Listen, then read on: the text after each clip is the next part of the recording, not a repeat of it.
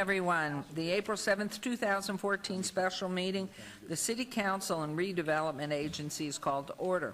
This meeting has been properly noticed and posted in compliance with the open meeting law. These proceedings are being video recorded as well as presented live on KCLV Cable Channel 2 and are closed captioned for our hearing impaired viewers. Please note customers of CenturyLink may view this program in high definition on channel 1002, and some customers of Cox Communication who do not have a cable box may view this meeting on digital channel 89.5. The council meeting, as well as all other KCLV programming, may be viewed on the internet at www.lasvegasnevada.gov. The proceedings will be rebroadcast on on KCLV Channel 2 and the web the Wednesday of the meeting at 8 p.m., also on Friday at 4 a.m., Saturday at 7 p.m., Sunday at 7 a.m., and the following Monday at 1 p.m. This building is protected by a state-of-the-art fire detection and suppression sprinkler system. If the alarm should activate during today's meeting, please evacuate using the exits at the back of the chambers out to the mezzanine. Proceed out the double doors to the terrace and down the back staircase. For anyone who has difficulty with stairs, please check with a marshal or fire official for assistance. Once outside, assemble on the northeast corner across the street from City Hall at Lewis and First. Employees wearing safety vests or city marshals will inform you when it's safe to re-enter the building. For public comment related to the items on the agenda and citizen participation, we have available a speaker card which you may complete and submit to the city clerk. Cards are available online in the clerk's office or at the rear of the chambers. If you do not submit a card, it does not prevent you from speaking under public comment or citizen participation.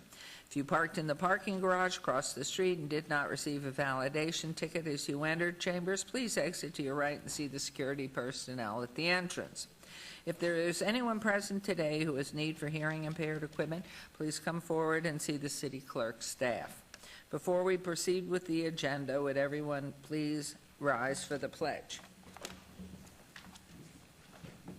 I pledge allegiance to the flag of the United States of America and to the republic for which it stands, one nation under God, indivisible, with liberty and justice for all.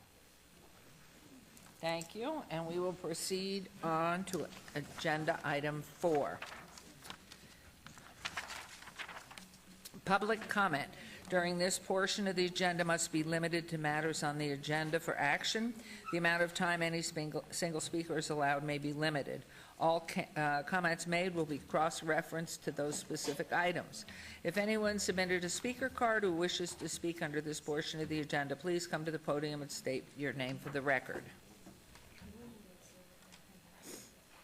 Hearing and seeing none, we'll move on to agenda item 5. Discussion for possible action regarding the fiscal year 2015 tentative budget for the City of Las Vegas and the City of Las Vegas Redevelopment Agency. This is in reference to all wards. Good morning. Good morning. Vanetta Appleyard, Finance Director for the City of Las Vegas. We are coming to you today to give you an idea of the tentative budget. As you know, we've been working with the departments throughout the past few months to come up with the budget to file for tentative. We do have another opportunity to come back to you after this with some additional numbers or some additional planning, and that will be filed on May 20th. So with that, what we tried to do during this budget cycle, we wanted to avoid any service reductions. We also knew that we had to address public safety services. Fire Station 108 is opening.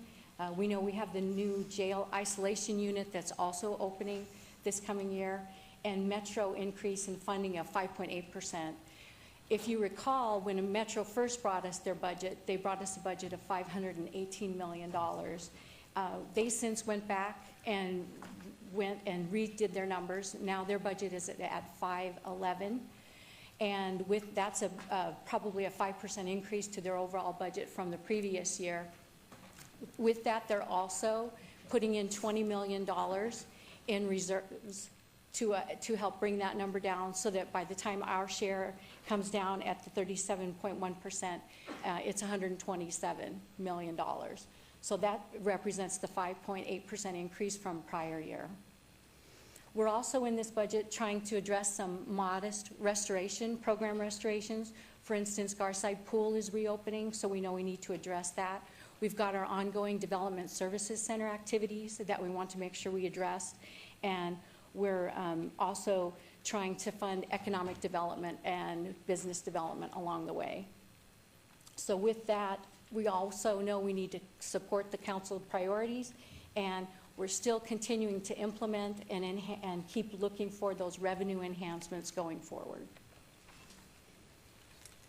So to summarize, to give you an idea of our assumptions when we put together the expenditures for FY15, again, we talk about the program restorations.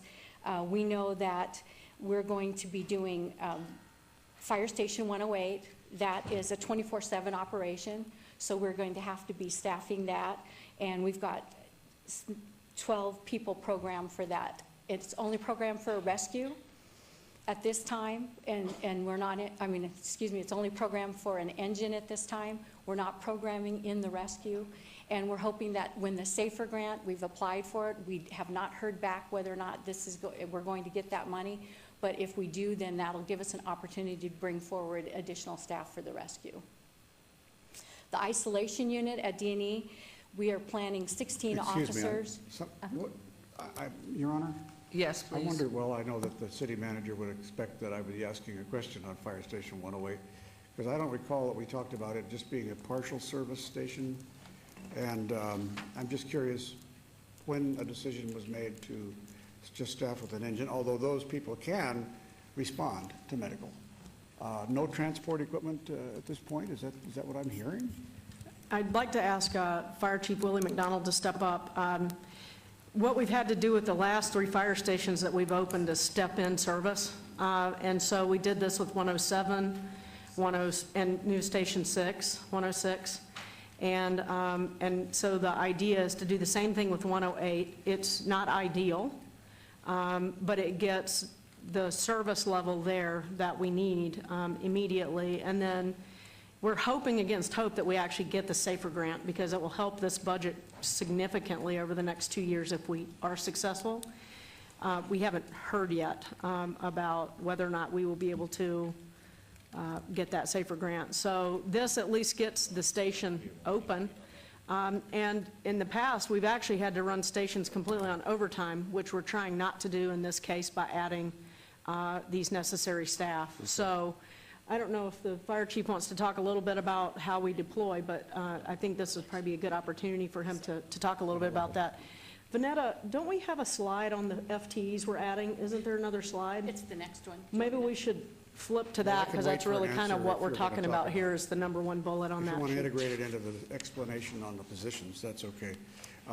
What does the SAFER grant stand for? What does SAFER stand for again? SAFER stands for Staffing for Adequate Fire and Emergency Response. It's a grant through FEMA, and we applied for, I believe it's 19 positions at an estimated cost of about $3.2 million for 2 years.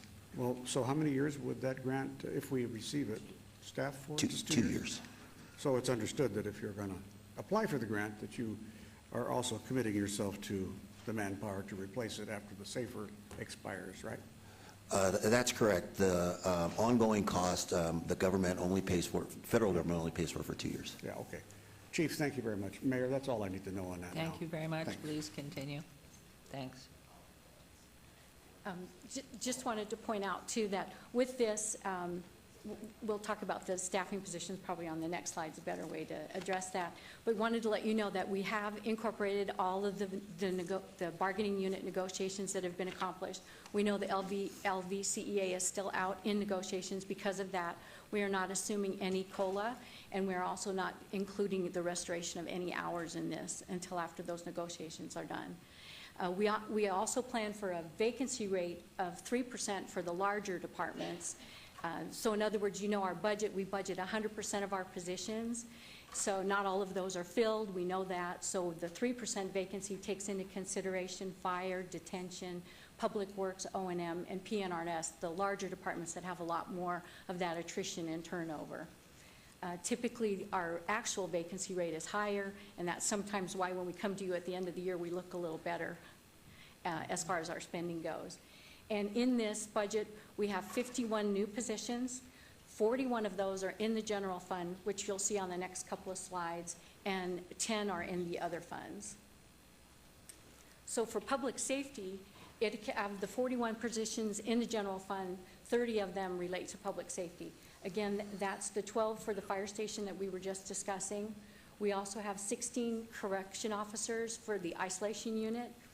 This budget only anticipates those corrections officers for the last 3 months of the year because of this, by the time the isolation unit gets finished in construction. But then in the following year, we have the full cost of those, which is probably, it's about $1.4 million.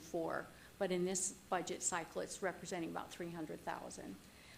Fire prevention, customer service rep, we know that as D&E and fire are right now sharing that building. When they leave, they're going to need another admin service rep to be at that main desk out in front. And the fire hydrant technician, right now. Excuse me, Councilwoman would like to make a comment, please? How many did you say the positions were in detention? 16. We're adding 16 corrections officers. Okay, and are those going to be in the detention center? Yes.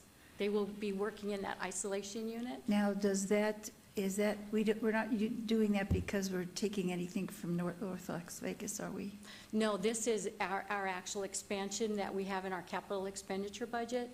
Last year, remember, we knew we needed to add more facilities because we've got some hard-to-handle customers over there. And so this isolation unit is for security features, because right now it's just not very good for the officers. They're all bundled together in close quarters. Okay, I just wanted to reemphasize the importance of our tax monies for the people who pay them, that is used for the detention of the hard-to-handle that relate to what we expend. Because I know some hard-to-handle came from North Las Vegas, and the detention people over there were having some problems. So I hope this is going for the need of the city. Thank you. Please continue. Thank you. The fire hydrant technician, this is one where right now the work that's being done is being done by a mechanic, and he's going in and working on this. So we felt it was necessary to, if we get that fire hydrant technician, then we can redeploy that mechanic to actually do the mechanic work that needs to be done. So we're trying to make those hard decisions like that. Municipal court, they're adding a court marshal. This is in the specialty courts.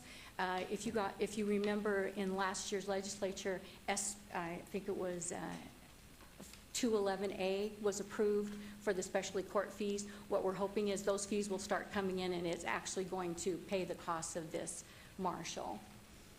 In business licensing, as we continue to expand with all of the new businesses coming in, they're requesting 2 business license officers plus a technician that's going to help with their Infor installation, which is their main computer software that's helping to spearhead the DSC. So we felt that was a necessary planning tool as well. And planning needs a senior planning officer with all of the research and all of the ongoing planning that we need to be done, and the overtime that they spend at the planning meetings. It was felt that adding a planning technician would help them very greatly. Mayor, Yes, please. may I? Yes, please, Councilman. If we can move back to business licensing. I know as we continue to move forward with our discussions, and although our discussions with medical marijuana, and I know that the council hasn't made a decision as of yet because we're still conducting research and town hall meetings and of that nature. But I do have a question in relation to if in fact we do move forward with the medical marijuana ordinance bill, how would these 3 additional staff members impact the work moving forward? Is that something that we're building into it with the possibility, or will there be an additional body of people coming in as it relates to that particular program? So I'm just trying to figure out how we're going to utilize our resources from a management, human resource standpoint. Councilman, maybe I could take a stab at that. These individuals are to help with the new licensing effort that's underway today, not including the medical marijuana. So what I would anticipate is as we go forward in your discussions about medical marijuana, that there would probably be a program budget that would be established to staff, because there's going to be different staff than the ones that are in this budget. Okay.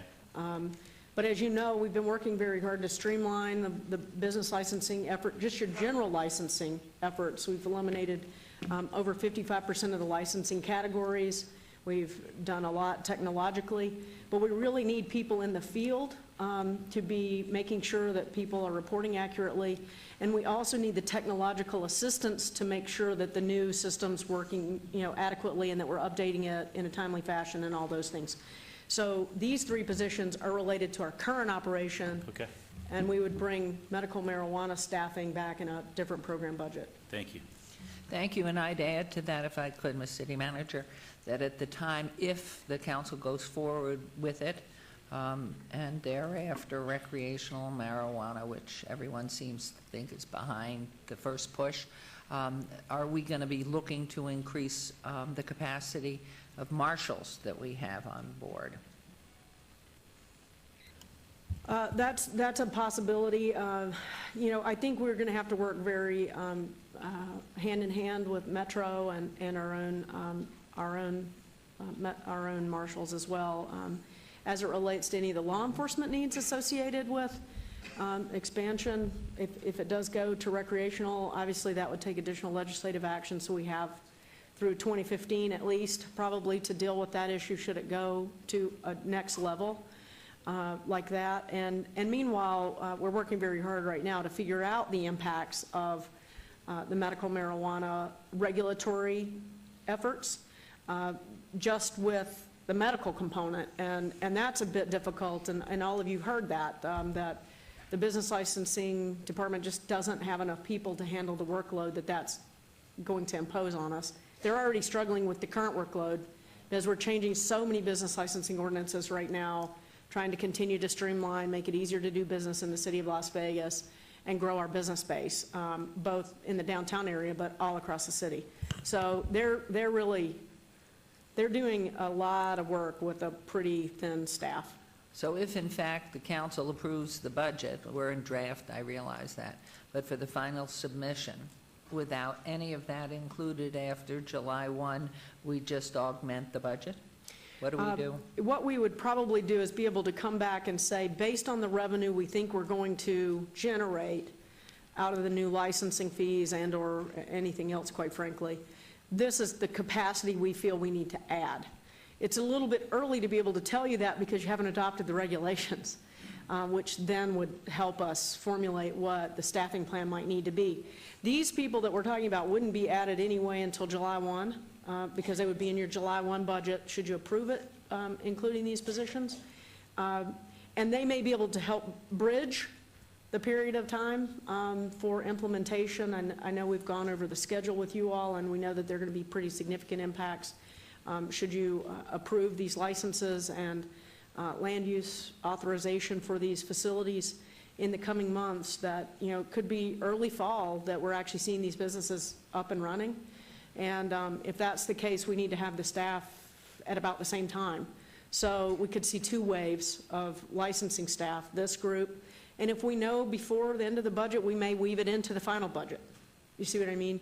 But right now, this is for your general licensing to add capacity to handle the workload that's currently established through your ordinances. Thank you. Mayor? Yes, Councilwoman? Do the addition of these people to work, are we bringing back positions that we cut before? You know how we cut many positions. Does this help us bring back some of those cuts we made? Yes, Councilwoman. Obviously, some of the things that are on this list, we didn't break it out this way, although we did brief you that some of these are service expansions. Some of these positions, many of the public safety positions are service expansions, more isolation beds, a new fire station. But some of them are restorations, like the hydrant technician, the fire customer service rep. Those are restoration positions. Many of these others will be restorations, meaning there are people still on rehire lists. So where they're eligible, they would be rehired, which would be great. And where they're new positions, where someone wasn't on a reduction in force list, we would open it up for competition and go through the way we do it under collective bargaining, hire people back. Well, that's good then, because then we're substantiating what we told them at the time when we had to cut, that as soon as we could would go back to those lists. We're still at a very low staffing level compared to where we once were. Right. We're still down around, I would say, 17, 18% from our peak. So, we have been trying to hire people back by creating these new positions, and it's been slow. But nonetheless, we're still making progress on working our way through that rehire list. Thank you. Councilman Coffin? Thank you, Mayor. And I know your next slide is on enterprise funds, but essentially that's where you could pay for your marijuana expenses through the licenses, flow in and flow out, and account for the positions there, I suppose. Our business licensing isn't in an enterprise fund, so it would actually be positions we would add in the general fund at the time. But what we do is when we're adding a new program, we try to carve out new programs for you to be able to evaluate the total impact of it. And then that way we're able to kind of do an assessment of how much we can handle with the current staff and then figure out how much we need to add. But the business licensing function is not an enterprise function like building and safety is. So it actually helps support the general fund. And you may remember that probably somewhere around 10% of all of our revenues come from business licensing for the general fund. I see, okay, so I'm corrected on that. Looking at the regulations, the tentative or the draft regulations, they're so big, they're so cumbersome that I could see where it might force us to add people, add a lot of people, which is, not going to work well for us if we have to do that. And looking at those, we're going to have to trim them down big time. That's just my first impression, maybe my second impression of the draft regulations to date, because they're very complicated, maybe overly so, I think, and overly cumbersome. And hopefully we won't need very many people to be able to administer that program. It's my instinct, tells me. But we'll see how it washes out. Thank you. Thank you. Councilman Anthony? Thank you, Mayor. Betsy, in our briefings, we talk a little bit about the community events we all have in our wards, and the stage and the technicians are just getting tougher and tougher to reserve. So was that built into this budget somehow? It's not in this budget at this point.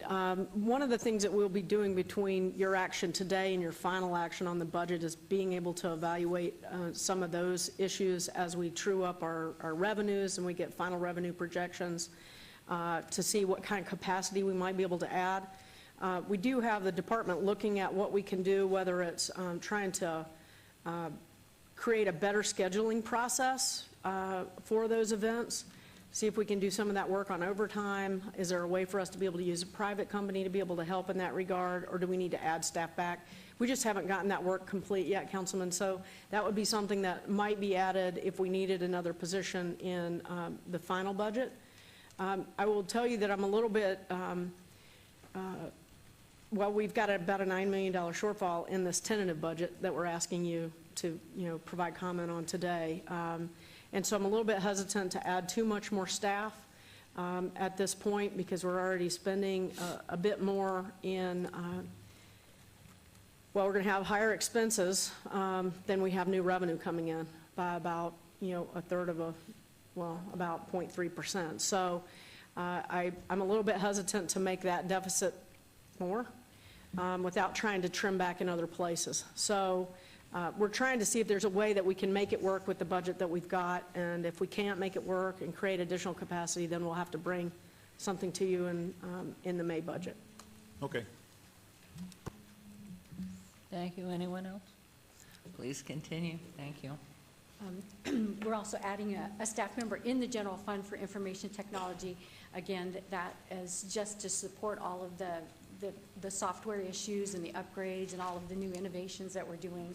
And on the economic development, you might recall that when economic development or the RDA had some substantial cash flow, we were able to transfer the 4 positions into the RDA. What this is doing is restoring those 4 positions back into the general fund, and as the RDA is having more difficulty with its cash flow. And on the building and safety side, this is the code enforcement and the civil engineering plans. We're feeling if we add 1 engineer, it's thought that it'll make the process much quicker, and they can also handle some peak time civil engineering reviews. Mayor? Yes, please, Councilman Garno. I just picked up on something. I would like to go back just for a second for clarification. And I'm wondering if this was a conversation that Betsy and I had as it relates to the economic development, the 4 positions for economic development. Is that where we're moving them from the RDA back to the general fund? Yes. Okay. As you may remember, Councilman, we, as a part of our strategy to help balance the budget in '09, we moved the positions out of the general fund and started charging them to the RDA. And so what we're doing is, this is basically a budget restoration for the RDA to reallocate those individuals back. Thank you, Councilman Ross. Thank you, please. Mayor. I appreciate that. And I just want to pause for a minute and highlight our business licensing, our planning, and our building and safety folks, because we have streamlined so much in my time on this council, and how well we are getting things back on the streets, how quickly and how more customer-friendly certainly our business licensing department is operating as well, Ms. Fretwell. So I just want you to know that, because I hear that from the development and the business community, that the city of Las Vegas has it right. And I think that's significant, because all of us as council members have worked very hard to make that happen. It hasn't been an overnight success. And in spite of having to hire a few more hands to cover the existing workloads, we're still doing a phenomenal job giving them a great product. And I just want to highlight that in your report. So my hat's off to all of those departments and everything that they're doing to make us all look good. Thank you. Thank you, Councilman. And the other funds, we're adding 10 positions. These enterprise funds and internal service funds, these are more the business type funds. They have revenue that offsets their expenses. And so with the enterprise fund, building and safety is adding admin positions again to help with that activity. The sanitation enterprise fund is adding a sanitation construction inspector. As all of that work gets done, they need some more help with those inspections. In the parking enterprise fund, you can see they're adding 4 positions. Again, as parking becomes so much more important and so much more relevant, we need more people to execute. There's 2 officers and then an admin person and a parking technician. So as that program expands, we need to add those people. And then on the internal service fund, the information technology support, again, with all of the new development, particularly at the DSC, the new systems coming on, the portal where customers can go online and file their applications, it's important to have those types of people and that expertise ready to assist as we go into the future. And with facilities management, we'll also be looking at our asset management, and we felt we needed to add another person there to help with that. So what this is telling us is that with all of those position adds and where we are, our total expenditures for FY15 will be $498 million. And this lets you see by category where all of the pies are sliced. So you can see salary and benefits represents 53, almost 54%. The next biggest piece is Las Vegas Metropolitan Police Department. That's 25%. In that number of Las Vegas Metropolitan Police Department, 85% of that number is salary and wages. So if you were to put all the salaries and wages that this budget supports, you're looking at more of an 85% number. So that's just knowing that there's a lot of people power in this budget. Could I ask you one day to send me or us a breakout of how much of the salary is just salary and how much is benefits? We can Could I do that. see that? I'd really, and with the, with Metro, is that straight salary or salary and benefits? It's salary and benefits as well. And so could I see it there? I think that would really be interesting. Thank you. Okay. Mayor? Yes, please. Betsy or Mark, can you speak to the debt services as far as the 3.5, as far as what that make up and what those line items are? And when do we foresee eliminating that debt? Yes, Councilman, this is Mark Vincent for the record. Vanetta probably could break it down a little more efficiently than I can, but primarily that debt service relates to the City Hall here and some medium-term obligation debt as well for the garage.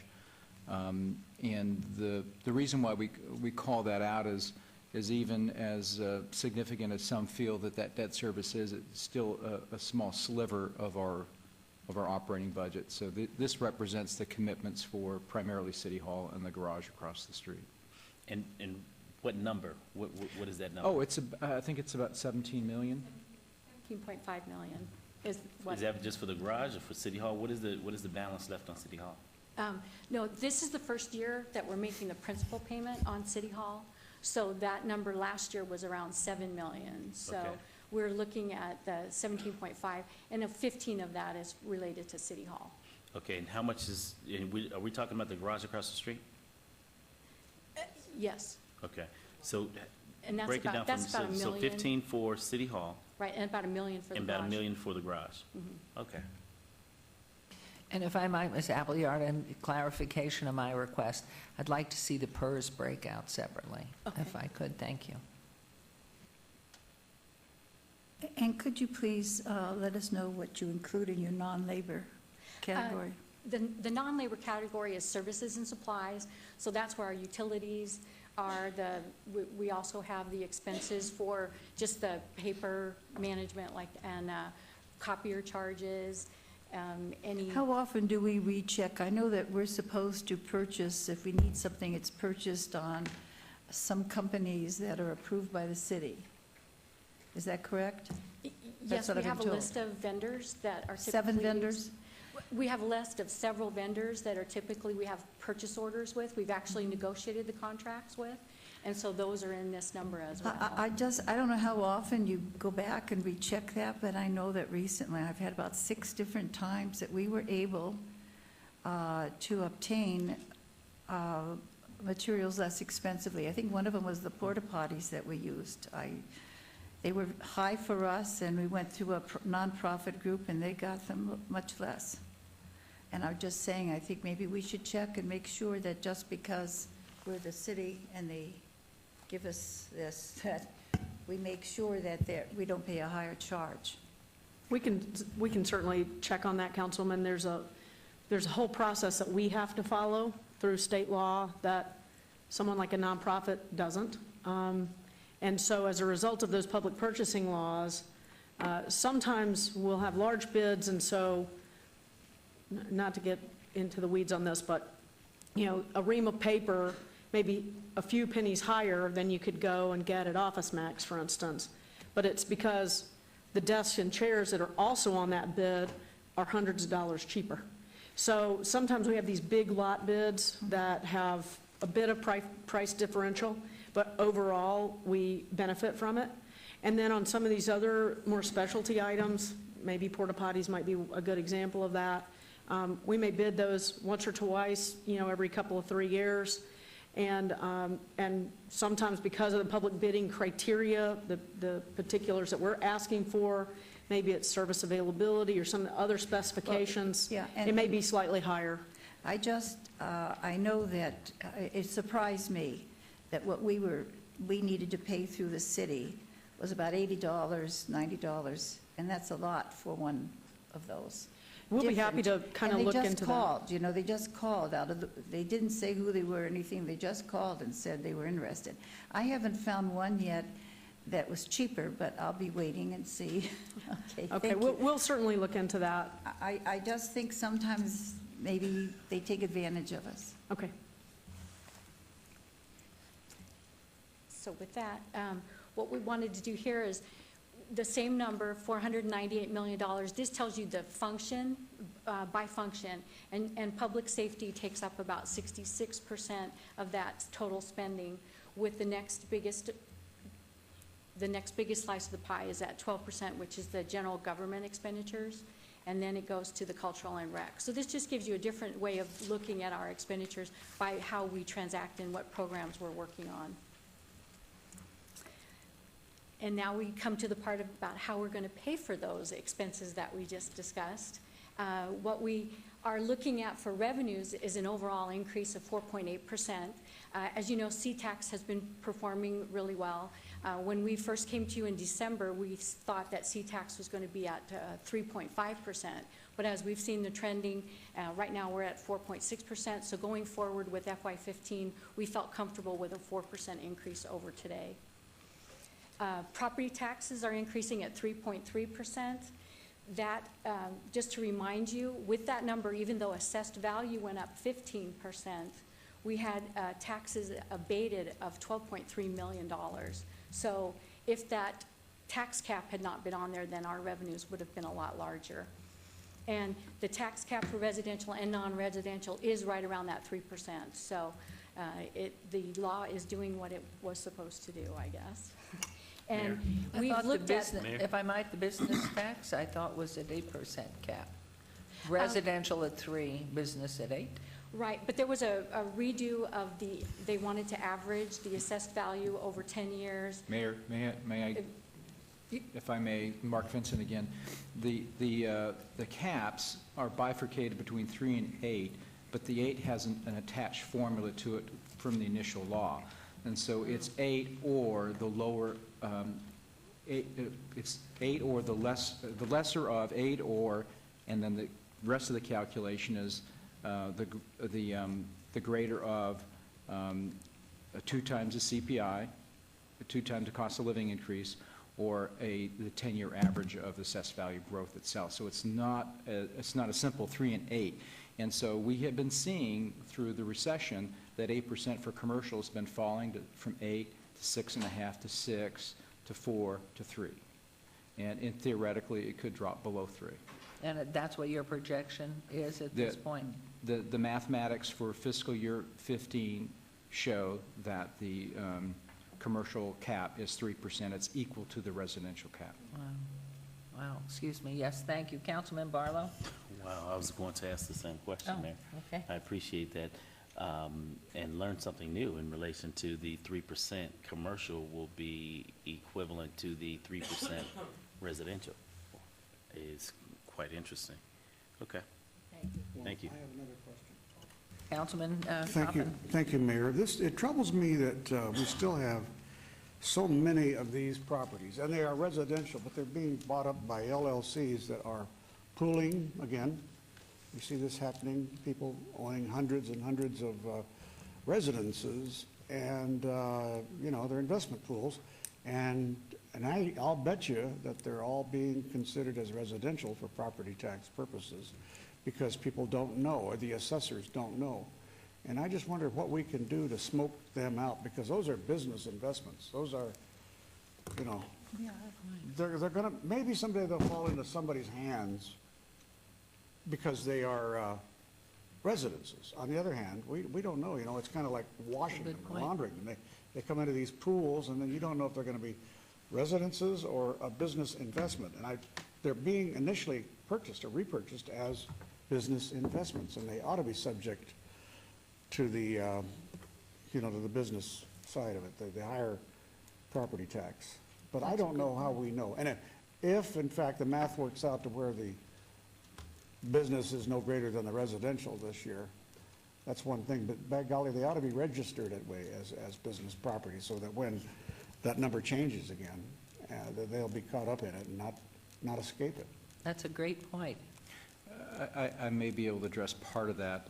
A few years ago, particularly when the real estate market crashed, and we saw a lot of investors purchasing residential property, we actually did take a look to see what percentage of residential property was, according to the assessors and treasurer's records, what percent was subject to the 3% cap versus the 8% cap. And it was substantially high. I mean, at that time, it was 40% of the residential property was subject to the commercial cap because it was investment or rental property. So it seemed to make a little sense to me at the time. It made some sense to me at the time. But to your question about how do we know and how do we monitor, it is something that we're looking at in terms of this whole process of the bifurcated caps. How do we know when a residential property is commercial really versus single versus owner occupied?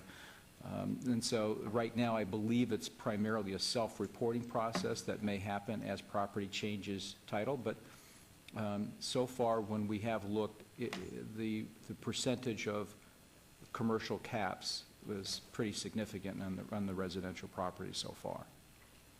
That's the best answer I have for you. But we are continuing to looking at it and the process, and this is also in conjunction with the overall discussion of of the tax caps and other issues relating to property tax as well. And will you get back to us on that? I think that's really very, very critical, very important. We can update the percentage, working with the Great. assessor. Thank you. Okay, please continue. Yes, one of the other things that, as you know, we've been working on as a thematic goal is revenue enhancements. And in this budget, we are putting in $7 million of those revenue enhancements. The majority of that, 3.5, is coming from the increased transports for the EMS, for the fire EMS. We feel that that's going to contribute about $3.5 million just going from where we are now up to that 50% level. Building and safety is also increasing their fees. They were doing a 4-year recovery process. They knew that they hadn't increased their fees for quite a long time, so they're doing this gradually over 4 years in the development community. That will contribute about $600,000. We also see business licensing has increased some of their fees. They're trying to get those under control, and that'll add about $300,000. Muni Court will be adding about $1 million with the new fees that they are trying to enforce. But one of the things we wanted to remind you of is in the FY14, Muni Court's been experiencing $8 million in less revenue coming in because of the traffic citations and of the court fees related to some of the metro activity on traffic. So this $7 million is really right now just making up the $8 million that we've lost through Muni Court. So that was one of the things we discovered. It was a good thing we did revenue enhancements. With that, the total revenue we're projecting for the general fund is $489 million. Again, the largest portion of our revenue is coming from consolidated tax, 52%, and then that's followed by our property tax at 18.5%. Licenses and franchise are accounting for 17%, and our other revenue, which includes the EMS transport and the recreation fees, which we're also increasing. I forgot to mention that with some of those recreational fees, we're adding about 1.2 in that area. Mayor? Councilman Barlow? Vanetti, can you, if you have the information now, for the last 3 years, what was the property tax for the last 3 years? How far do you? Actually, on another slide, we've probably got, I can show you, it's forward. Property tax was, in FY13 was 8.8 on the second line down. In FY14, we're estimating 8.1, and this year we're estimating the 9.7 with the 3% increase. Okay, thank you. Mayor. Councilman Ross? Thank you, Mayor. Ms. Appleyard, on license and franchise fees, have we seen an increase in any of that? Have we been watching that? We have been watching that. Engaging that?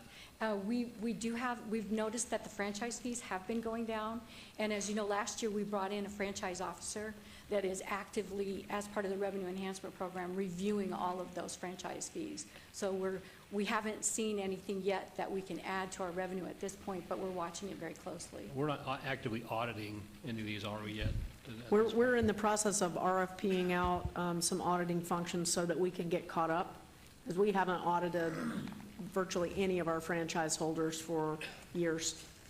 When we lost Chris Ware, 4 years ago, maybe, Brian?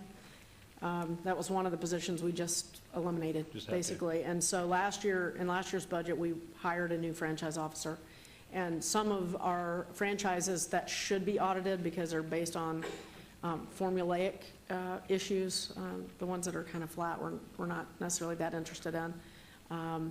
But these ones that are formulaic, we need to figure out why they're going down. Okay. That being said, on the franchise side, how about the license side? I mean, have we seen an increase in business licenses of any kind? Are we watching that or monitoring that? Yes, and we have, in this, we are projecting an increase in those fees. Not only the new fees from the revenue enhancement, but I believe we've got about a 3% increase that we're assuming. We have recovered on business licensing from to the high point. Okay. So I can share some analysis with you on that, on what we've been able to do. Because one of the things that I wanted to make sure we didn't kind of hurt ourselves through this streamlining, because when you eliminate 55% of your business licensing categories, and it's contributing such a significant portion of your overall revenue contribution, just more than y'all want to know on the history lesson on our revenues, but if you look at this slide that's up right now, We've always relied on the consolidated tax, at least since it's been there, for about 50 to 52%, maybe even, going back and forth between 50 and 55. Property tax was at 25% before the caps and before the recession. So what's happening is we're having to make up that loss through licensing and franchises. And so when we went through the streamlining process and our re-engineering of the business licensing effort, eliminating all those different licensing categories, I wanted to ensure that we were going to basically be creating an environment that would build volume. And so the volume is working. Okay. But we're only going to get so far on that. So that's why we're continuing to evaluate some of those licenses. Some of those license fees have not been looked at or changed in over 30 years. So when Vanetta says we're part of the revenue study, we're looking at that source. But right now, with what we've done in rebuilding our business community, taking advantage of the natural recovery of the private economy with the streamlining, we are performing better than we were at the high point in our business licensing revenues. Then I'm glad I asked that question, because I want you to highlight that for the public's benefit, as well as the council's benefit, because we are heading in the right direction. And But let me just say this, Councilman, if you don't mind, we're making significant investments in technology. Oh, that's part of the Significant solution. investments in technology to make sure that we can continue to perform at those turnaround levels. I mean, we've cut our turnaround times on our business licensing dramatically, not just the number of categories, but how fast you get your business license. There's only so much efficiency you can get out of the same number of people and the same old systems. So we're having to reinvigorate things using technology, streamlining ordinances, using our very competent and talented staff differently. But that's why we're adding a couple of people, and we're investing in the technology and the DSC in this budget, because we don't want to stop where we are. We want to continue to deliver that high level of service so that people continue to choose to start their businesses here. And not to get Councilman Beers started, but I know we're not perfect in everything.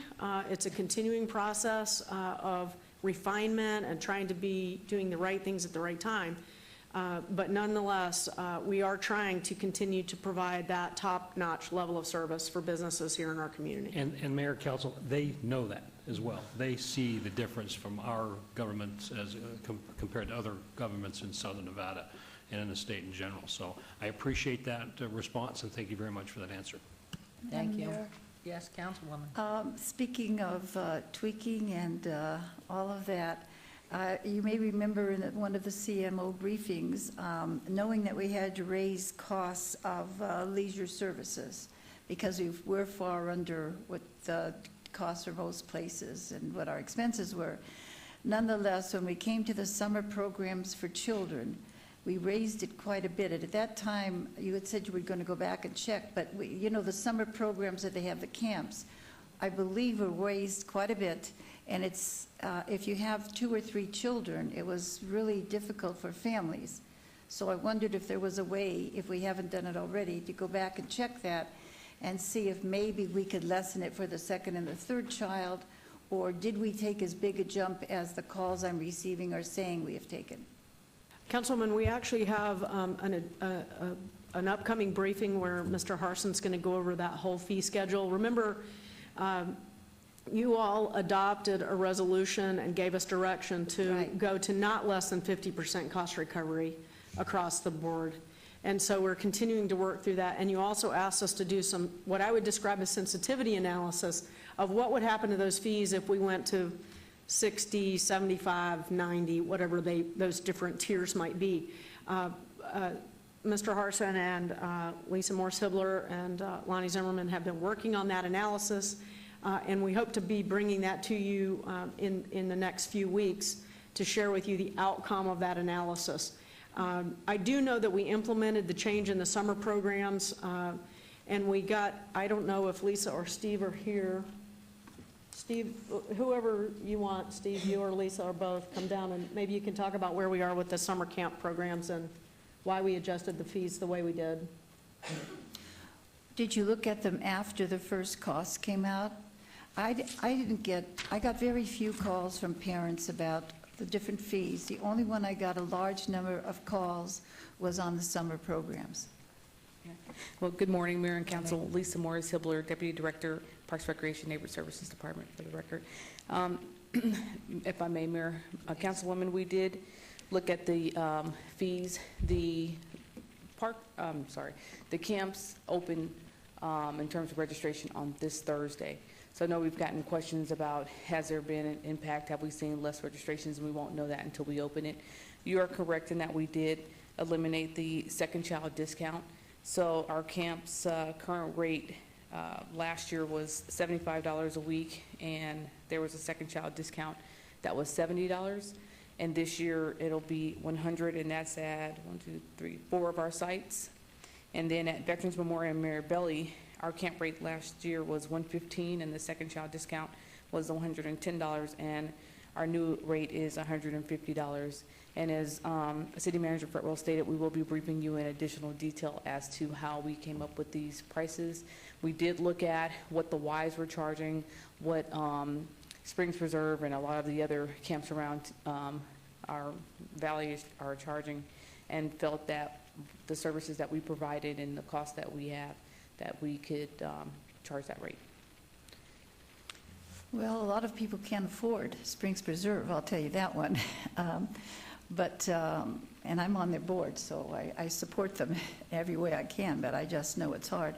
I also know that one of the things we have been able to do is help lower income families with programs for their children.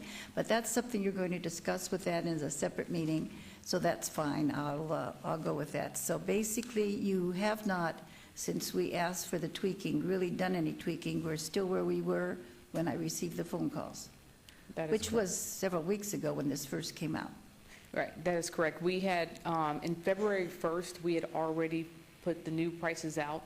I think your office got a couple of calls, as you indicated, and that's just where the rates are for right now. Again, that would open this Thursday, and we'll see, if there's any substantial harm. We also have our financial aid for families that qualify, and so that will cover up to about 90% of their camp fees. So it's on a sliding scale, so, but we can get into that. We can talk about that then. Thank you. Okay, you're welcome. Thank you very much. Please continue. So this slide just illustrates the general fund trending. Again, the red is our expenditures, and the green is our revenue. And during this time period, you can see we were trying to get as close as we could to the revenues, and this year we're slightly under. So what this is saying is we're showing you the FY13 actual, our estimate for 14, and our budget for 15. The consolidated tax, again, we've been showing that increase over time with that 4% increase. Property tax, you can see it was relatively flat. We're finally getting a little uptick. License and franchise, there again, you can see that we did dip up in to the 80 million in FY15, and that $7 million in other is showing up in that 64.7. You can see the drop in FY14 to the 57.6. Again, that's the $8 million that Muni Court is losing because of some of their court fee issues. The salaries and benefits, again, our FY15 number is 100% of our salaries budgeted, with just the 3% in the larger departments. And so with the 246 in FY13, we had quite a bit of vacancy. I think we were running about a 7% vacancy. And in FY14, our vacancy was we're running about 4%. So the non-labor is accommodating to rise. Again, these include those enhancements, the programs that we need to add. Metro, we were at 120. There again, we're at 127 again. That's our 37.1%. This is where the debt service, you can see it's going up. In FY13, we did not have a principal payment related to this building, but as we move forward into FY14 and FY15, that principal is now being paid. So with that, we are projecting a shortfall of $9.1 million to file with our tentative budget. Yeah.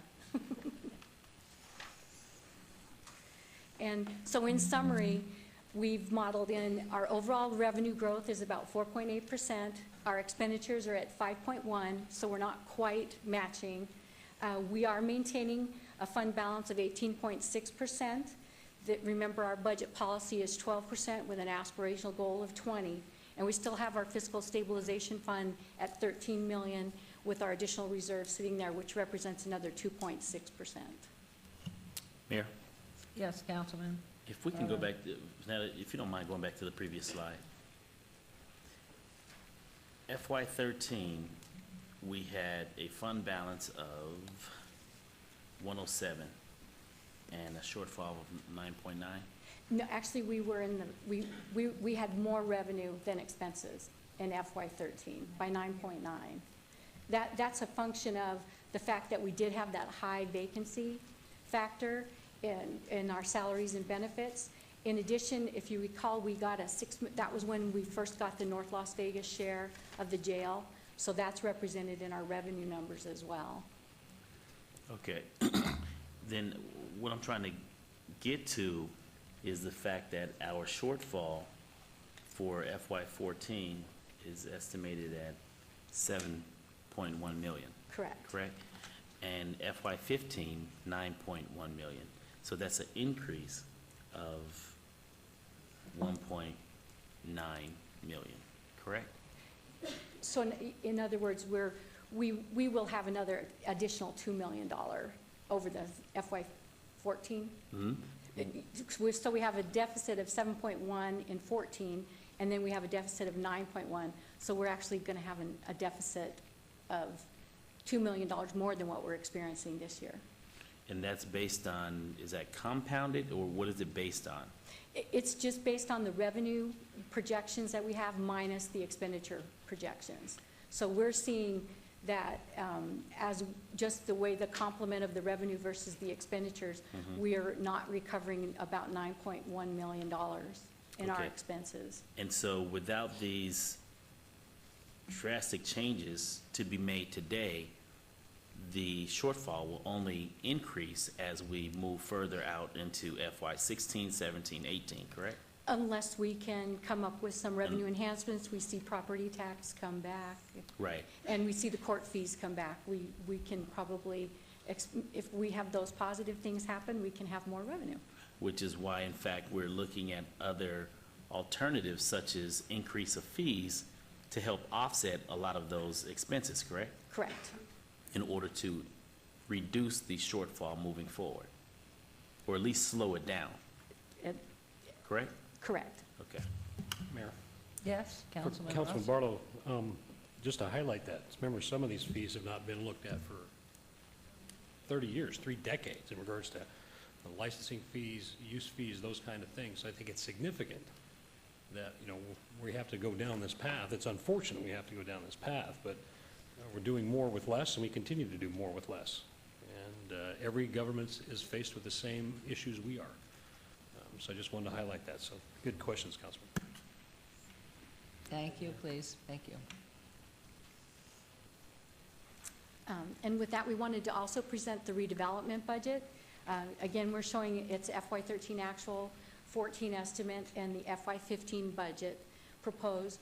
We do see the same thing with the taxes on the tax increment side. It's been relatively flat.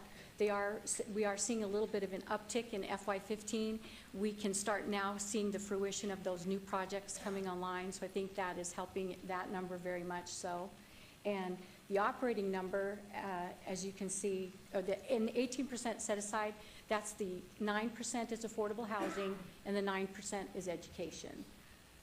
And the other item there is really for FY '15, we have a $2 million funding that comes from the general fund, but it's the note payment because we took the Fifth Street School back and there was all those improvements that were done to Fifth Street School, so the general fund is paying for those improvements.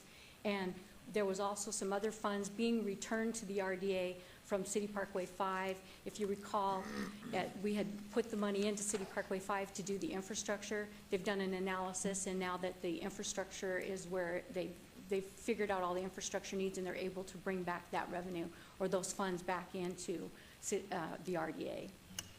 Mayor, Yes, please. I want to spend a little bit of time at this slide, only because 2 years ago, when we moved, or actually 4 years ago, when we moved in the direction of transitioning bodies to the RDA, it was, if memory serves me correctly, it was based on the projection of the tax dollars that would be captured through the redevelopment efforts, that their bottom line would increase. But what I'm looking at is the reverse as far as the last 4 years, as far as the revenues and expenditures crossing. Can someone explain to me how that basically went in the opposite direction versus the direction in which it was explained to us as to why we made that move initially? At the time we made that shift, there were a couple of things going on. As you know, the redevelopment agency is property tax based. The general fund and the city government is sales tax and property tax based. When we first went into the recession, the first thing we felt plummet was sales tax. Correct. Property tax had a lag because of the abatements. So the actual bottom of property tax, we didn't begin to see until around FY10, FY11. So if you kind of bear with me, you almost had a curve that looked like this for sales tax, and then you had property tax lagging behind it by a couple of years. So when the sales tax was hitting the general fund the hardest, we moved those positions to the RDA because they were RDA affiliated positions, and we felt like we could justify it. And at that time, the RDA was still doing okay. But we knew that it was going to be a matter of time before the property tax caps and the resets that were happening through that process of the recession, that we would also feel severe impacts, just like the Metropolitan Police Department has, because they're property tax based as well. They just went in, those two agencies went into the recession later. And so now our sales tax is back up into that 50% category. Our revenue has not recovered, by the way, to where we were. I mean, Mark and I were talking about this. We're still 30 million less than we were in our budget levels than we were at the peak, just to put it in a big perspective. FY7. This fund, and Bill may want to correct me, but at our high point, the high water mark on this redevelopment agency was well into the 20 millions, 26 million. So you can see the magnitude of the impact of the property tax, assessed value, impact of the recession. It just hit the RDA later because they're property tax based. So now, even though the general fund hasn't recovered, it's recovering, the RDA is recovering, but at a very, well, at about a 3% pace, because the property tax caps have an impact on even the increment. So the thing that helps us is new development. New development is the only thing that really helps us. This incremental 3% is just that, incremental 3%. So I don't want to belabor the point. Right. I'm not sure I really answered your question, but as you know, we've been working over the last couple of years to try and restore the budgets, like Councilwoman mentioned. Can we start trying to hire people back? Can we restore some of these budgets before we start expanding service levels? And so this is your first budget of actually seeing program expansions at the same time we're trying to do program restorations. So this is a program restoration, in my opinion, for the redevelopment agency based on a prior shift that we had to make in 2009. So you're seeing both of these things in this general fund budget, and as a result, you're going to see some benefit to the RDA budget in the next year of nearly $500,000, where the general fund is reabsorbing through a program restoration what it once shouldered for the redevelopment agency. Okay, and my follow-up question, and maybe Councilman Coffin or Councilman Beers can answer, can at least chime in on my next follow-up question as it relates to the 3% cap and the, was it 4% cap? 8% cap. As far as how that came to be, I understand the process and why it happened, but looking at the times in which we are in now with the slumps in all of our budgets across all municipalities, is there a plan moving forward from a city perspective or from a business community perspective as to how we're going to recalibrate that 3% and 8% moving forward? Or are we going to allow it to continue to keep its course? Because at the end of the day, it's affecting our bottom line as a municipality, and it's affecting the business community's ability as well, I'm sure. So is there a response to that? Mayor, I'm not sure if you want staff to take a quick stab before Councilman Coffin and Councilman Beers chime in, or I I'm can wait saying until from they're the city's finished. perspective, I mean, that's really affecting our ability to grow. As the economy continues to grow at a faster pace, we're stuck based on the property cap, the property tax cap that's been imposed by the state legislature, correct? Yes, and Mark may want to speak to this because he's been very involved. You may remember a couple of years ago, going into the last legislative session, we had an interim study on sales tax. The city took a leading role in facilitating a lot of those conversations across the state. We're doing the same thing in partnership with the city of Henderson this year to have a conversation at the request of the speaker and the majority leader about the impact of property tax caps and some of the other property tax structural issues. Those discussions are underway. They're not quite done with their work, so there's a bit of analysis that's still underway. But every finance director in the state and every CFO in the state has been working with Jeremy Aguero on reevaluating this property tax structural issue, including the caps, but there are other issues associated with the current formula, the current language that drives these revenues that's being evaluated as well. So from a city standpoint, we're doing analysis right now. We've not been given direction by the council to pursue any sort of legislative change, nor are we aware that there's a legislative change. I guess there could be a conversation about it because we've been asked by the leadership to do this work. But no contemplated particularities of any change at this point.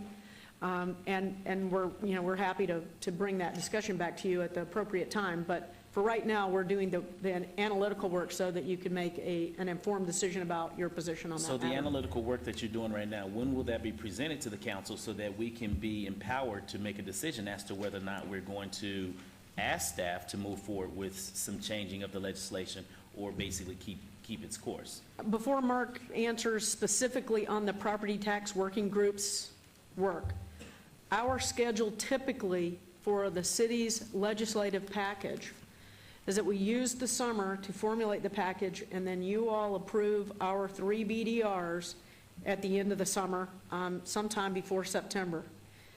So we're working right now to try and get that work done. I anticipate your work will be done this summer, Mark, late summer maybe? Yes, for the record, Mark Vincent, we would expect the analysis and any recommendations coming out of that analysis to be done probably by the end of June, maybe July, and so that there's plenty of time, if there's an appetite to look at a BDR of some sort, that we have some basis for that. So right now, as Betsy said, we're in the analytics. If you could imagine amassing all the property tax data throughout the entire state is a large project. We have Washoe and Clark County data. We're having a slowdown in getting the data from the other counties because of they outsource some of their data storage and data calculations. So, but we're well on our way, and everything Betsy said, I concur. We're looking at more than just the caps. We're looking at the process in general. For example, today, how many of you knew that the cap on commercial is 3% because of the nuances of the formula from 2005? So, Mayor? There was a question Councilman Barlow asked about how this thing happened, too. And it's kind of, you need to know the origins. And I know Councilman Beers, were you in the Senate in 05 session, Bob? Okay, so we know that we were under tremendous pressure at the legislature because property taxes were climbing so fast, because values were climbing astronomically fast. So that increase was generated pretty much at the legislature. Certainly local government was reaping the benefits because it had a lot of property tax revenue coming in, but then we also had a feeling that it might stop at some time. We had no idea that it was going to drop in half, or even more than half of the value. And so I guess it was a self-generated thing up there at the time, but there were a lot of taxpayer people, complaining about it. I mean, the home builders were complaining, and everybody else had some concern. But then, I don't think, and I forget how old the AB 489 language is, which set the caps, but I didn't have any idea at the time. It wasn't contemplated by anybody that not only would you get a whammy in the reversal of the values, but you get a double whammy, because on the commercial, it doesn't do you any good to have a greater tax rate on commercial, since we're subject to the 489 caps. And I don't recall how old the AB 489 language is. Maybe you remember, Bob, but I just know that it's going to be addressed in the next session. It has to be, because we're falling so far behind on our expenses. In fact, later on in a slide, you're going to go over their capital, and our capital assets are falling behind, and they're wearing out faster than we can pay for them to be renewed. So, I got to believe something's going to come, and I would think NACO and League of Cities would have it all together ready as soon as the committee has some solid numbers to ask for. And if leadership is ready to go, that would be nice. It would be easy to have that discussion then. But I don't recall that we thought that far ahead, Bob, right? I mean, that's legislator, you have unintended consequences. You're thinking ahead, but you're also thinking right now, today, solve the problem today. You're never quite sure what's going to happen when you pass legislation. I don't remember hearing or thinking of the consequences of the 489 language causing a total cap there that would completely ruin the possibility of commercial being higher. Do you? Please.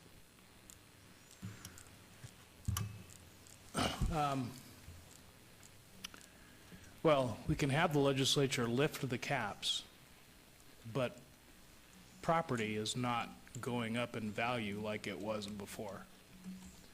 And lifting the caps may not increase our revenue if, in fact, the property upon which we're assessing this tax is not appreciating. I think that there was a bubble going in the mid-aughts. And as a result, local government saw its revenue increasing at the same pace as that real estate bubble, and they generally spent it, hiring people and giving existing employees raises.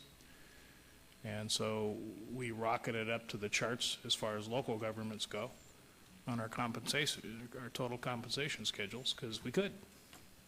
And the legislature kind of capped that at a still a pretty healthy growth rate of a blended rate of about 6%.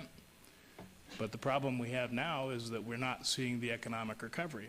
Our revenue is merely an echo of economic recovery, and while maybe we are seeing the bottom here, where property values have declined about, what, 70%? Declined down to 70% of their value. In some neighborhoods, halved. But let's not forget that the redevelopment agency revenue is all property tax. So because that revenue declined in half doesn't mean that property values downtown declined in half. Just the increment over where we started from declined in half. I'd like to suggest we take a larger look at redevelopment, I think.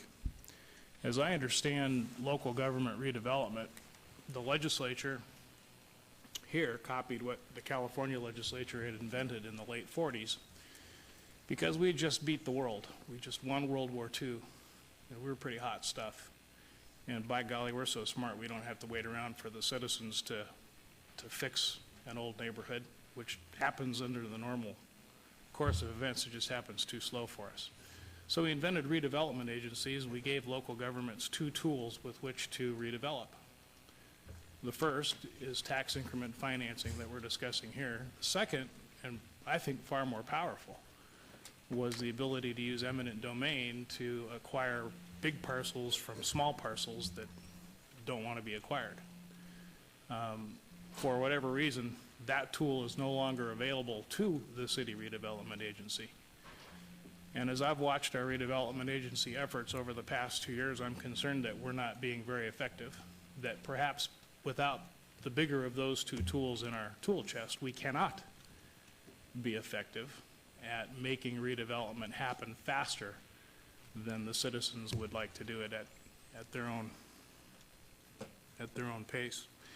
And so I guess I'd suggest that we institute a process to take a real hard look at the people both in the redevelopment fund and the people who are now in the general fund, and figure out how much good we're actually doing here, how much money we're spending doing it, understanding that we have existing debt, and we have to try to figure out, this is going to be the third budget where our tax increment does not produce enough revenue to cover our debt service once you account for the set aside. And we're continuing to budget that for probably on into the future. So we, if we turned it all off, it would be bad because we still have debt and we'd have to service the debt. But as far as the activity that we're doing, I'm having a hard time figuring out, if we're actually going to, I understand this is just budgeting and we might not spend all that we're budgeting to spend here, but particularly with the big increase in public safety, we may be headed for a tough time here. Thank you, Councilman Beers. Please continue. One of the things that we had done in preparing for the budget, we were just saying if we increased the property taxes for the city a penny, what would that impact would that have? What it did was it generated 1.3 or 1.4 million in taxes, but because of the abatement, we only were able to collect 300,000. So just a frame of reference. And the abatement, I understand that the abatement in the RDA is 2 million. The abatement in the general fund is the 12 million that we were. Mayor, question. Yes, As it relates to Councilman property tax, and I know this isn't a conversation that too many people, specifically elected officials, like to have. But Betsy, I know we've looked at opportunities to raise property taxes. And we've run numbers in the past as far as what Vanetta has just shared as it relates to if it were raised a penny, what impact that will be. Have we, and I don't recall this, and maybe you can jog my memory if in fact we have we looked at an opportunity as far as to pose an impact on property tax? Well, that's partly why Vanetta did the analysis about how much a penny would generate. You may remember this, I gave you a quick synopsis at one of the prior council meetings about some of the analysis that we've been helping North Las Vegas on, because, they've got a pretty significant structural deficit, as does the city of Henderson. Mm-hmm. Ours, as a percentage, is much lower than their deficit. But all that being said, we have looked at that, and the issue is that when you change the rate, it really helps you on the way down. It doesn't necessarily help you on the way up. Okay. So when we did the analysis on our property tax, 3 or 4 years ago now, I Right. guess, we pulled together a citizens group, and they helped us work through that issue. Even then, the amount of tax that a 10-cent increase would have generated would have been very difficult to deal with politically, because the impact was so slight. It basically created a floor that you wouldn't continue to see the drop-off, instead of necessarily allowing us to rebuild our service levels. It would have kept us from having to diminish them more. And we're still in that same boat. When you look at the value of the penny, a penny imposed at 1.3 million, and what you actually get back in the revenue coffers is 300,000 because of the caps. It's not significant. It's significant, but the issue is that, for that write-off, basically, Right. that impact for that vote on that penny is pretty significant. And so we're happy to look at that again if you would like, or, between now and the final budget, to see what kind of impact a rate change would have on us, given the amount of property that's abated.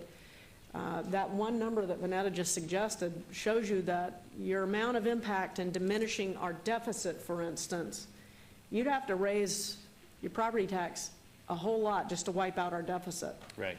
And in relation to the rate change, the reason I'm asking the question is because I'm trying to find where the middle ground is for our city as it relates to the structural deficit. On one hand, raising the property tax doesn't necessarily get us to where we need to be because it establishes the floor. And that's not necessarily good for how, in fact, we do business as a city, correct? It may help you if we went back into a recession. Right. Only if we go back into recession, but that doesn't help the entire economy, right? And so therefore, moving forward, we can only but raise our fees. And as you mentioned and Councilman Ross mentioned, you know, there's been fees that have not been raised in over 30 years. And by raising the fees, we can only raise them up but so fast. And, you know, we can't out-fee ourselves by trying to keep up with our structural deficits. So there has to be more that we must do in order to truly balance our budget. And so I know that will be, you know, a very delicate balancing act to do in order to do that. And I understand that's what we're here to talk about today. But what I'm not hearing is some ideas, suggestions in totality. I'm hearing some, but not enough to basically solve our problem. Or if in fact we're just trying to basically kick the can down the road a little bit further. I have two comments, that if you're okay with that, Mayor, that I'd like to make. One, we embarked on a revenue assessment last fiscal year to try and help stabilize our budget. Had we not done that, and had you all not authorized our ability to change some of these fee structures, that slide, Vanetta, if you go back to the general fund slide, this one, you could see that 7.1 in red would have been 15 because of underperformance at Muni Court and our franchise fees and our metro utilization of our jail rate. Right. And at So- the same time, how much of our fund balance did we use in order to keep it from 15 to the 7.1? Well, 7.1 is what we're using of the fund balance to buoy us up. We had planned on about a $9 million deficit for this year. Okay. So we're actually performing better this year against budget. And this includes ensuring that we're continuing to do some capital that you all have identified that you feel is important. And we haven't even talked about that yet this morning. So that's one point, that the fees help. The second point is if you look at that 9.1 number, and I'm not saying that we ought to do anything, but I do think it's important to recognize that if you didn't have the caps on and there were no abatements, that 9.1 would be a $3 million black number, not a red number, at your current rate today. Correct. So the abatements, the property tax caps, have a direct impact on your ability to hit that goal that we've all talked about of having 2 to 5% more revenue than expenses. The fee project that we've been working on helps to diminish that red number. Had we not done that fee project, that red number would be way worse, and there are more fees that we're continuing to evaluate right now. Hopefully, we'll be able to cut into that red 9 and make it something less than that. And as Councilman Beers suggests, the only other way to get there from here is to go back to retrenchment and cutback, which means that we would be back at the table with our bargaining units. We would not be putting in steps. We would not be putting in COLAs. We would be back at the bargaining table trying to get concessions. Or we would be doing outright program eliminations. Or some of the things that we're doing, we no longer need to do. But I will remind you that we're still way below where we were in staffing. Way, way, way below. Somewhere close to 20%. And we haven't restored hours. So we're not back to full staffing. We have had to add some programs, some service enhancements to be able to deal with some of the service demands, particularly Fire Station 108, for instance. I mean, we had a huge gap in service, and it's a problem. We had a huge problem in the jail without having enough isolation beds to take care of people who are mentally ill or sick or can't be in the general population. So there's some things as a city that, quite frankly, I don't think we really felt like we had much of a choice in doing in this year's budget. So I don't know if that helps inform the conversation, but I think it's important to know that you can do both. We've been down the train of cut the budget, and we did that for 4 or 5 hard years. Mayor and council, what I believe the philosophical question moving forward is whether or not this body wants a balanced budget or just a budget with a smaller shortfall. I mean, that's what it comes down to. Do we want to be in the black or just basically run at a low red point? Or do you want to keep taking from the fund balance, the unrestricted fund balance, which is, if you look at the very bottom line, keeps going down? What's our level there that we cannot go below 14? No, we have 2 different levels, We have Mayor. 16%. We have an 8% in your budget policies, 12% in your budget policy. Your aspirational goal is 20%. And so even with this budget that we're proposing, we're at about the 20% because this number does not build in the fiscal stabilization fund reserve, which is about a 2.5% of this. So really, at the end of the day, we would be hitting your aspirational goal with this budget, with the deficit, using the ending fund balance to buoy us up. I will tell you, my goal is not to continue to present you deficit budgets. I mean, it doesn't allow us to be able to do the kinds of things that you want us to do in this community. But it does require us to do things differently. And at the same time, Betsy, and I know you agree with this as well, is that we can't continue to use the fund balance, although we've been using it as a backstop. I would prefer not to necessarily have to reach that point because we would have buoyed up, other areas to basically keep us balanced and be able to, have a healthier fund balance that we wouldn't have to reach that level of having to reach in and grab, millions of dollars to keep the red from being 15 and at 7.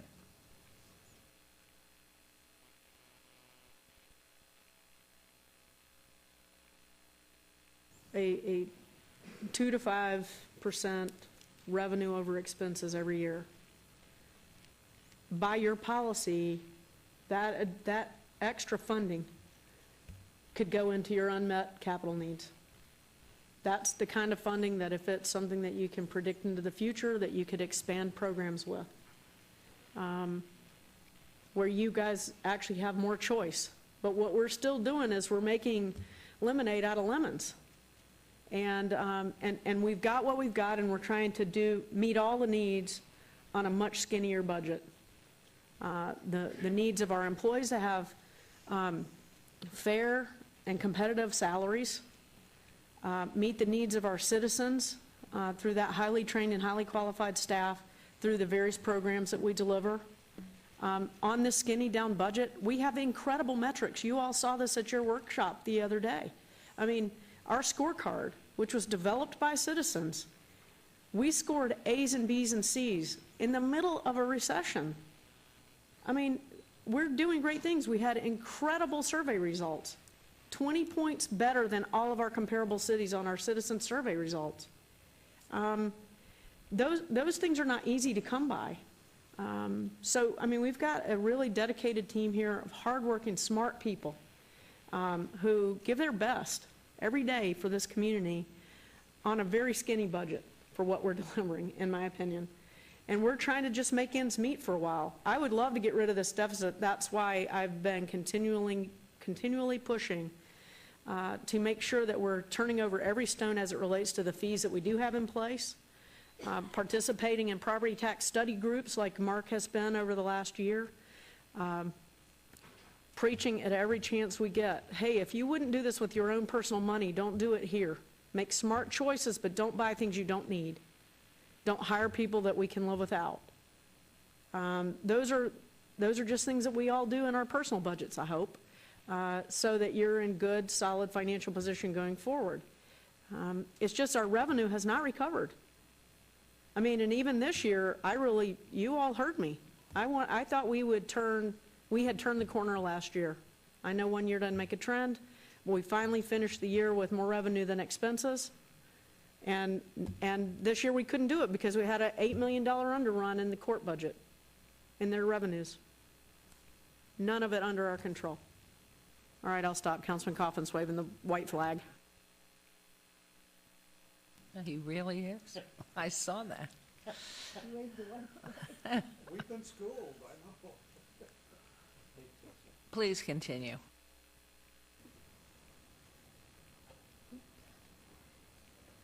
With that, I guess we'll go to the capital plan. What we're anticipating with this capital plan, it's a pay-as-you-go plan, so we do not have any new bonds or any funding assumed in this projection. The project funding, as you know, in capital is restricted, so it's not. We identified the uses. I think we had about $17 million in funds that we were able to reallocate. And again, if there's specific use, for instance, residential construction tax can only be used for neighborhood parks. And we know that the LVCVA 1% room tax can only be used for recreational projects. So we have to keep that in mind as we do as we start trying to fund our capital projects. And the reallocations of existing funding, anytime we can, when we finish a project, if there's any money left over, we immediately try to reallocate. We also this year took an opportunity to reallocate the $3.3 million that we received from the courthouse sale is going into our capital project funding. We also took $3.9 million of the regional public safety complex and reallocated that to some of these necessary capital project fundings. And the business park, we had set aside $9 million. Of that, we freed up $5 million, so we only have $4 million in a business park, but that $5 million will be used for another project. And this is a summary of the large sheet that you all received in briefings. And it basically is by the funds, so it's how we have to report at our governmental level.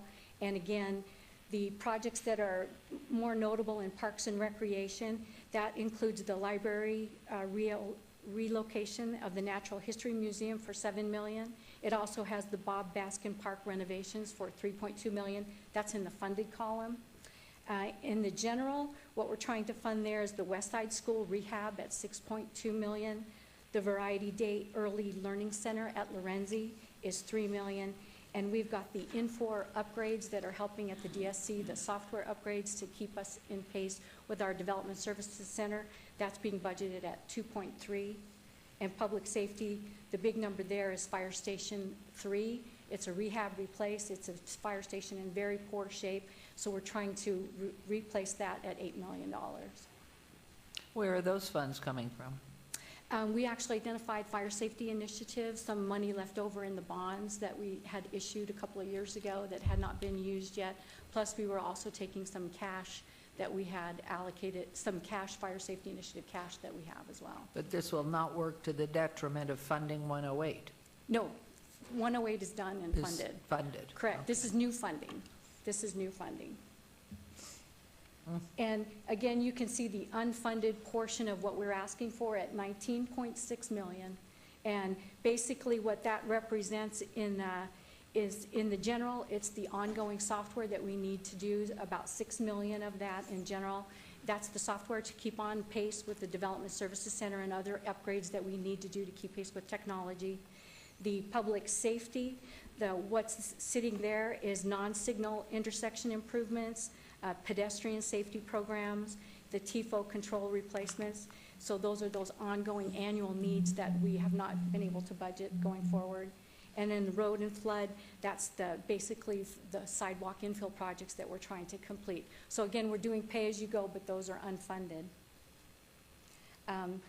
If you remember, about a year ago, Jorge and Larry brought you this life cycle management maintenance report. We just wanted to remind you that that $16.6 million in unfunded deficit there is pretty much true in keeping pace with that 19.6 that we're representing in our capital budget this year. So, and with that, if there's no questions on capital, Your Honor. Thank you.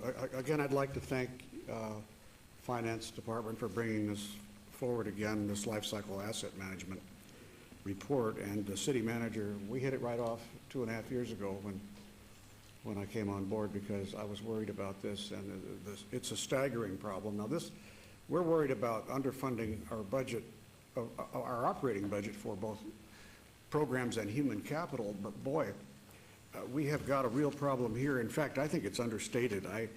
I just feel like we're falling farther behind than this. So you see the page before showed an unfunded of 19.6, but you can add to that the deficit, I guess, I don't want to double count because I know that in my instinctively feeling it's greater than this. This is what wears out and you can't replace without enormous cost. What's my kid use, ginormous or something? It's like, that's really a big number because, for example, the 12.5 million on our roadways annual deficit, I know our accumulated annual deficit is huge. It's probably, more than $100 million if I had to guess.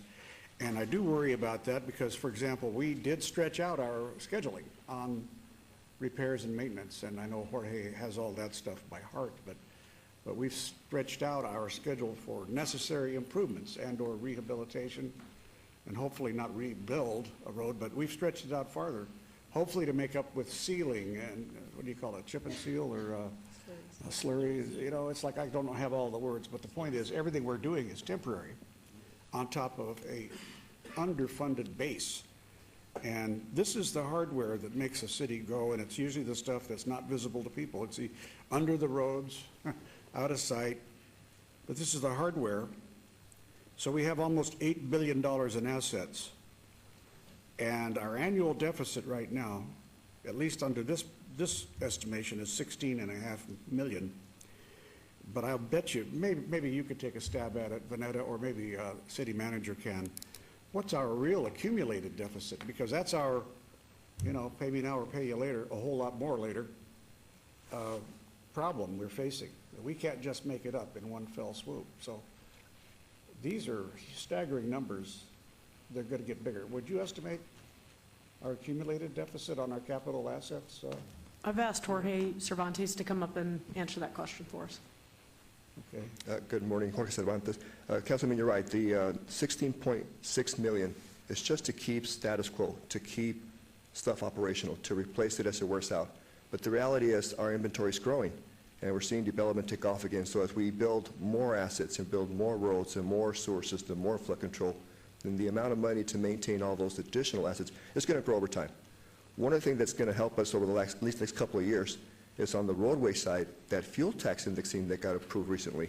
Part of that money is going to address some of that $12.5 million shortfall. So at least for the next couple of years, we're going to see that number drop to about $6 million, but that's just for 3 years. Once that initiative's over, we're back to 12 plus whatever additional roads we picked up. Hopefully 3 years from now, when the vote goes back down to the voters to support the fuel tax indexing to move forward, it'll really do a lot to address a lot of our shortfalls that we have on the roadway side. And so we're hopeful that the community views what we're doing as far as improvements today with that initial investment to support that project going forward. But we do see that number over time increasing. Well, Jorge, if I can continue asking questions, Mayor. For example, last year or the year before, you changed the preventive schedule on roadway repairs to stretch it out farther, to see if we could make do with less. So if our annual preventive maintenance replacement costs column today shows 28.5, what in fact would it have been if we hadn't changed the schedule? It would be a lot more than 28. I just don't know what number. Councilman, part of what we did is just looking at the roadway conditions, and then it was the slurry seal program that used to be every 7-year cycle. These are our neighborhood streets, and by the way, neighborhood streets are the majority of the lane mounts we have out there. It was increasing that to 10 years. But it wasn't an arbitrary decision, Councilman. We looked at how long the pavement is extending, and it was a decision we made with confidence that we wouldn't be too detrimental because we could afford to do that. And so we thought that a 10-year cycle was something that we could live with and still not create additional harm to the pavement itself.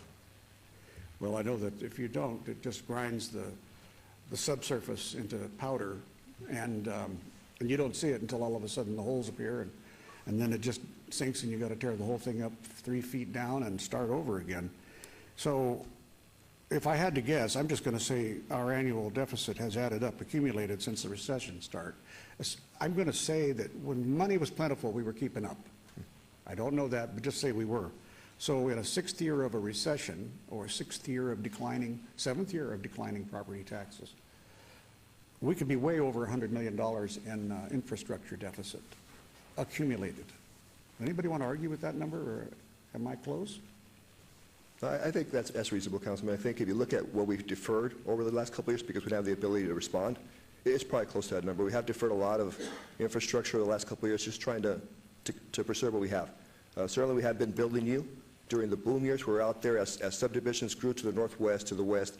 We're building roads to get to those subdivisions. We haven't done that in several years because we haven't had the ability to do that. And wards 1, 3, and 5, as the oldest parts of the city, are the ones that will feel it first. But ultimately, the arterials going out to those newer developments, 20, 25 years old now, they will start to fail, and then it'll be a real citywide problem.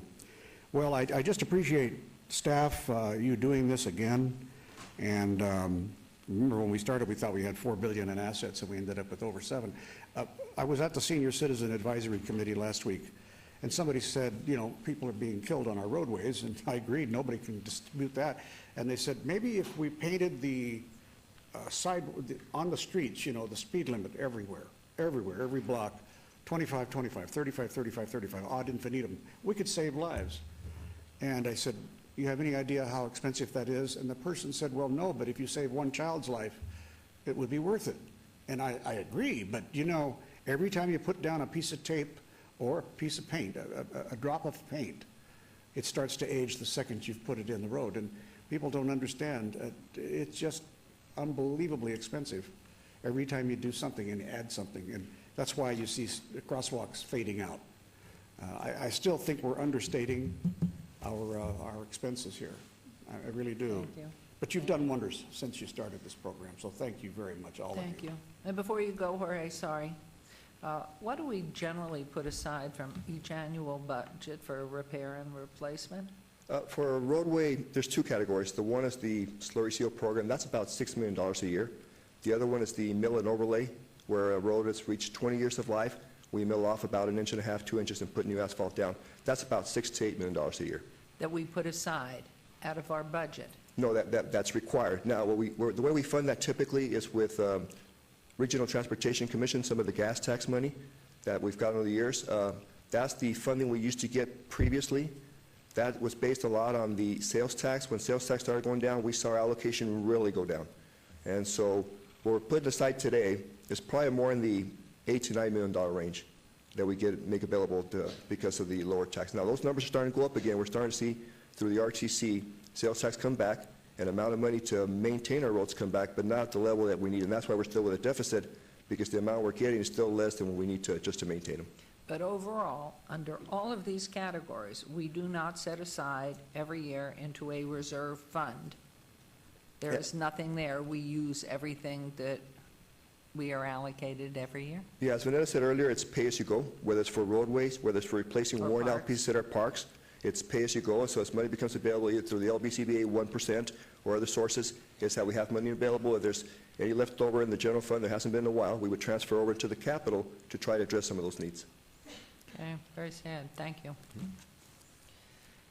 Any other comments, questions? Please, yes, please, Councilman Ross. Not to worry or anybody, but Ms. Albiard, I know it's not easy to stand in front of us and give us this great big report and how we've done it. This is my 9th budget.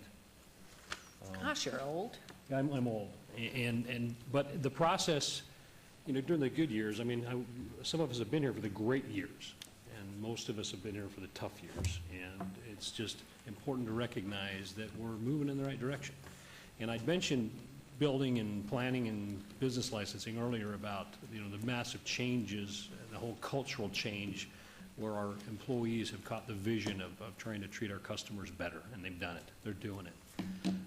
And I like to brag about that. But one thing that, as I look out and see some of the directors and deputy directors in the audience, I don't want to leave out the powerful the power of our employees and their sacrifices, the extra hard work that they've continued to do and continue to do today. I don't want to leave out of this conversation when it comes to budgets and numbers, the importance of our collective bargaining units as our partners in providing a safe and friendly and aggressive city to the residents, the people that we serve. And I think that's important that we highlight that. You know, we could talk about roads getting destroyed and not enough money for our parks and not enough money for this and not enough money for that. But, you know, as I look out at you guys, it's you guys that make a difference. You guys are the ones that caught the vision, understand us as council members and what our priorities are, and you're doing it. And that's effective leadership through Ms. Fretwell and her executive team. So I just want to do a shout out to all of you for your continued efforts. We're not out of the woods. We will be one day, and whether it's legislative changes that need to be made to help local governments do that, it will. And I appreciate Councilman Coffin's comments about NACO and the Nevada League getting involved down the road to make an impact. And I'd actually challenge you to jump on the National League and start pushing that agenda for the. No more challenges for me. But I think it's important, and I appreciate this budget. I think we're going to, I think next year, I mean, looking at the years to come, it's going to be better, and we'll address all the shortfalls. But for the tools we had in the toolbox, Ms. Fretwell, and with your team, we've done it.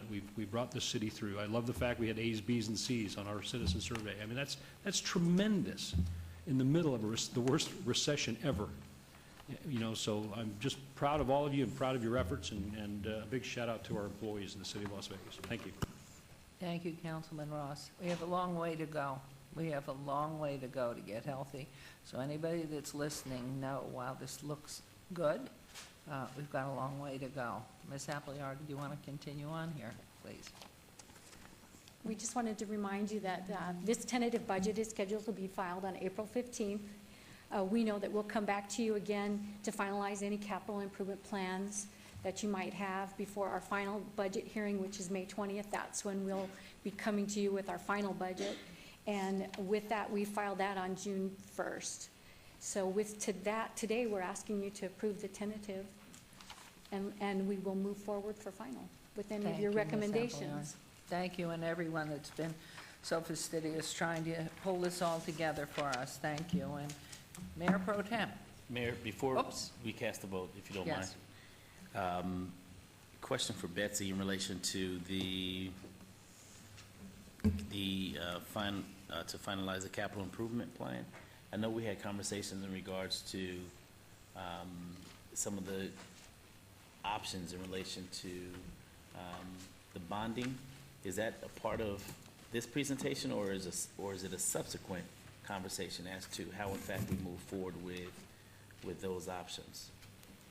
This would authorize all the funding that's listed in the presentation that Ms. Appleyard gave this morning. Okay. It does not contemplate the bonding of the room tax. That would be something that we would have to bring back separately. I believe that you would probably want to review project lists if that's what your desire is, to bond that instead of using it as pay-as-you-go, because right now what we're doing is we're building it in as a pay-as-you-go for the projects that are currently on the list. If you wanted to add projects that are of a park and recreation nature and you wanted to bond that revenue source to do that, we could show it in the final budget as bondable and then not do anything with it until you approve a list and actually tell us to bond for it. So we have options that we can bring back before the May 20th budget hearing. Will you do that? Sure. Okay. Sure. Because that'll at least give us an opportunity to make a determination as to whether or not we want to move forward with it or not. Absolutely. Versus not do anything at all. Right. Well, right now, we're contemplating spending the money on a pay-as-you-go basis. So on an annual basis versus a 10-year look, for instance, for a medium-term obligation. Okay. Thank you. Okay, Councilman. Mayor, I'll move for approving the tentative fiscal year 2015 budget for the city of Las Vegas and for the redevelopment agency. Thank you. There's a motion. Please vote and please post.